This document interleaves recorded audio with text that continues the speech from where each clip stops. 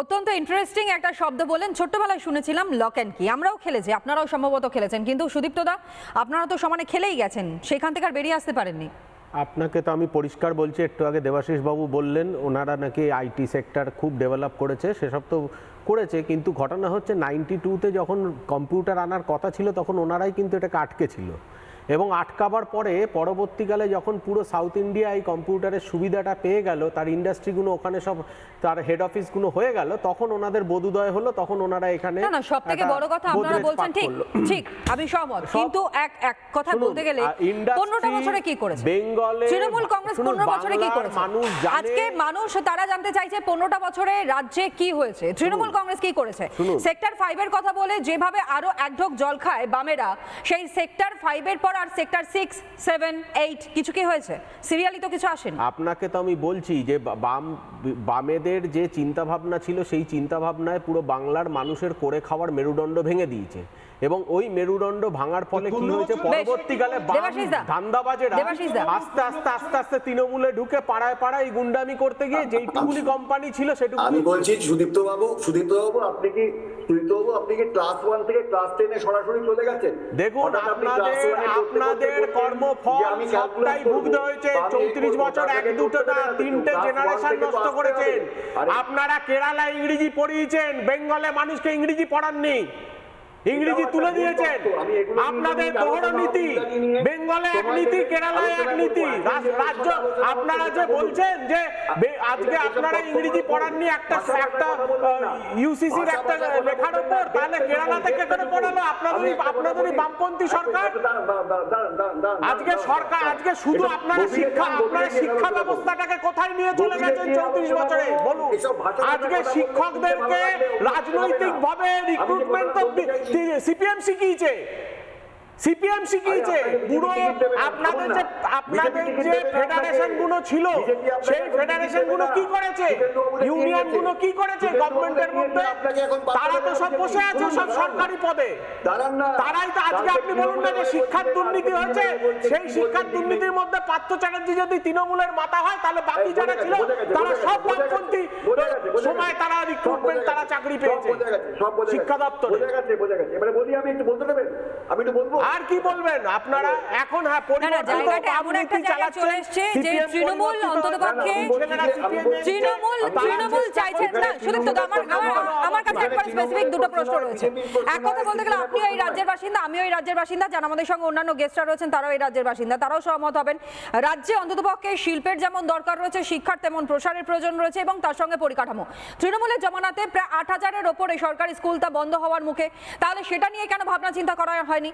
বামেরা একদিকে যেমন মেরুদণ্ড ভেঙে দিয়ে গেছে, আপনারা তো কোমরটাও ভেঙে দিয়েছেন, তাহলে দাঁড়াবে কি করে? কি বলছি যে একই চিন্তা ভাবনার লোকেরা যদি একই জায়গা থেকে শুধু শিফট হয়, তাহলে কিন্তু শুধু পরিবর্তন আসে না। পরিবর্তন শুধু মানসিকতাটা তো শিফট হয়েছে, সেই তৃণমূলের মধ্যে আস্তে আস্তে পেনিট্রেট করেছে, তৃণমূল দরজা খুলেছে, তারা হুড়ুর করে ঢুকে গেছে। এই জন্যই সুদীপ্তদা এবার আলটিমেটলি পরিবর্তনটা হলো, রাজ্যে পরিবর্তন হয়েছে। আপনারা বলছেন বামেদের লেজ ধরে আপনারা এগিয়েছেন, তৃণমূল কংগ্রেস এতদিন ধরে চলে গিয়েছে, কিন্তু বিজেপি তারা কিন্তু তৃণমূলের লেজ ধরে এগোচ্ছেন না, তারা রাজ্যের মানুষের স্বার্থে কাজ করে চলেছে। শিল্প নিয়ে তারা ভাবনা চিন্তা করছে, অন্ততপক্ষে আর্থসামাজিক পরিস্থিতি যাতে রাজ্যের আরো উন্নত হয় সেই কারণের জন্য। শিশির বাবু শুনুন, আমি একটা এইভাবে বলি, যেসব 50 বছর আমাদের রাজ্যের শেষ হয়ে গেছে ওইসবের বিশ্লেষণ করে দরকার নেই, না হলে এখানে তো বাম তৃণমূলকে দুষছে, তৃণমূল বামকে দুষছে। না, এটাই তো হওয়া উচিত। আমরা সামনের দিকে তাকাবো না, শুনুন কবে কে কি করে গেছে সেটার দিকে তাকাবো।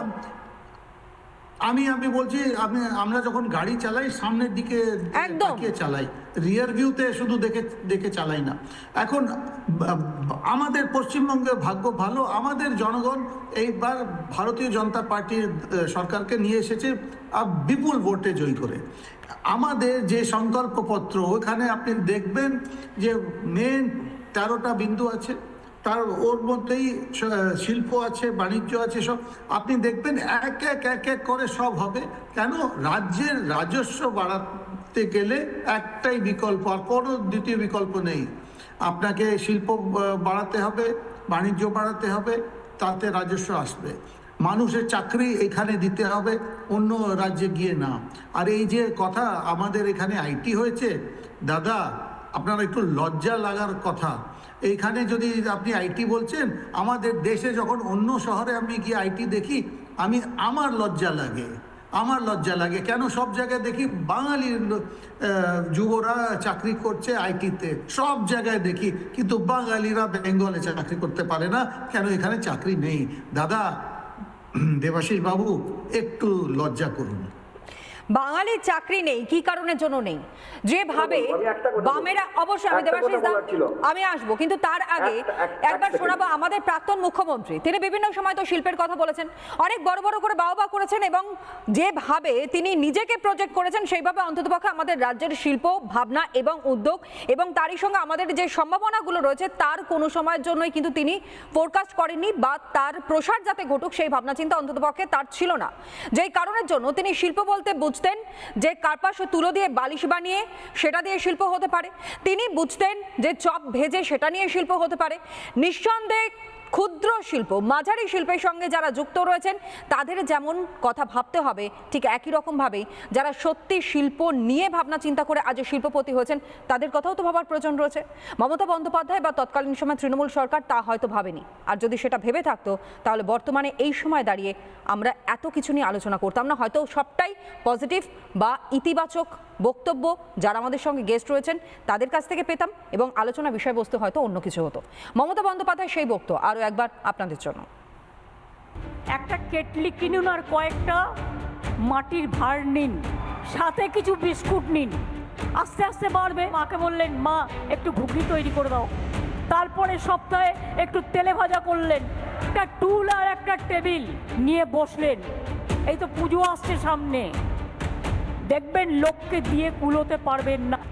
কচুরি পানা দিয়ে এত সুন্দরভাবে সেটাকে শুকিয়ে ব্যাগ তৈরি করছে, বাজারে যাওয়ার ব্যাগ তৈরি করছে, খাবার থালা তৈরি করছে, বাচ্চাদের জন্য তুলোর পিলো ইউজ করে, মানে বালিশ। এই কাশফুল দিয়ে কত ভালো হতে পারে। ভাইরা আমার, চিন্তা করার বা হতাশাগ্রস্ত হওয়ার কারণ নেই।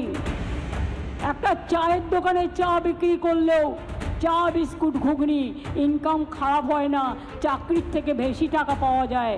ভাই যখন কিছু নেই 1000 টাকা নাও, দুটো চায়ের কেটলি কেনো, ঘর থেকে কিছু চা কিনে তৈরি করো, আর বিস্কুট নাও, বউকে দিয়ে ঘুগনি তৈরি করে আনো, দেখো প্ল্যাটফর্মে গিয়ে দাঁড়াও, বাস স্ট্যান্ডে গিয়ে দাঁড়াও, এই টাকা তোমার কত দিনে কত টাকায় দাঁড়ায়। মমতা বন্দ্যোপাধ্যায়ের অনেক শিল্প ভাবনার কথা আপনাদের সামনে আমরা তুলে ধরলাম। আপনারা যারা শুনছেন তারা হয়তো অনেকবার এই কথা শুনেছেন, কিন্তু সর্বোপরি এখানেও একটা বিষয় চলে আসে যে শুধুমাত্র চা অথবা বালিশ অথবা যা যা কিছু তিনি বললেন, ধূপকাঠি বলুন, চপ বলুন, এইসব করে কি সত্যি প্রত্যেকে মিলে নতুন করে কোনো শিল্প গড়ে তুলতে পারেন? অবশ্যই যারা এর সঙ্গে যুক্ত রয়েছেন তারা হয়তো একটা টাকা রোজগার করছেন, কিন্তু যদি বৃহৎ স্বার্থে আমরা মনে করি তাহলে সেটা কি কোনোভাবে সম্ভব? সন্ময়দা 30 সেকেন্ড। না, আমি একটা কথা বলবো যে যে কোনো ডেভেলপমেন্টের ক্ষেত্রে না দুটো জিনিস খুব ইম্পর্টেন্ট হয়। একটা হচ্ছে will of the government and trust on the government, যেটা চলে গিয়েছিল মানে তৃণমূল আমলে 15 বছর ধরে মানুষের মানে আমি বলছি শিল্পপতিদের সরকারের ওপর আস্থা, যার জন্য 15 বছর সময় পাওয়ার পরও মমতা বন্দ্যোপাধ্যায় এই পশ্চিমবঙ্গের মাটিতে শিল্প আনতে পারেনি। আইটি সম্বন্ধে বলা হচ্ছে না, আচ্ছা আইটিতে কাকে মন্ত্রী করে রাখা হয়েছিল? বাবুল সুপ্রিয়কে। কতক্ষণ গানের জন্য সময় দিতেন আর কতক্ষণ আইটির জন্য সময় দিতেন। যে সময় দাঁড়িয়ে আইটি পশ্চিমবঙ্গে পিছিয়েছে, এটা ঘটনা বাম আমল থেকে পিছনে শুরু হয়েছে। বামেরা শুরু করেছিলেন, কিন্তু বামেরা নিজস্ব কিছু ইডিওলজিক্যাল সমস্যার জন্য আইটি শিল্পকে সেই জায়গায় নিয়ে যেতে পারেনি।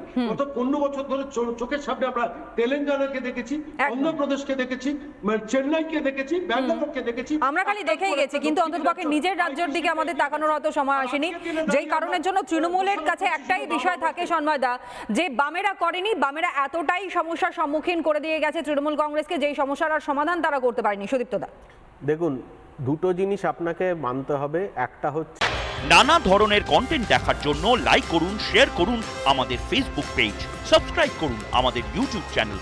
পাশাপাশি অন্যান্য ব্রেকিং নিউজের জন্য অবশ্যই চোখ রাখুন রিপাবলিক বাংলায়।